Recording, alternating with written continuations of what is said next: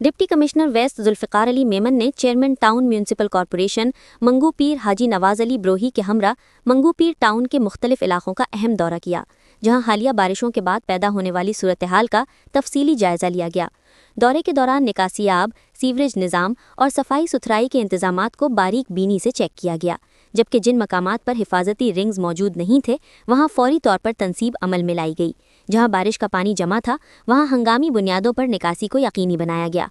मुतालिका अमले को मौके पर ही सख्त हिदायत जारी की गई और सफाई और निकासी आब के अमल को मजीद मौसर बनाने के लिए खुसूसी टीमें तश्कील देकर टाउन को मुख्तलिफ सेक्टर्स में तकसीम कर दिया गया।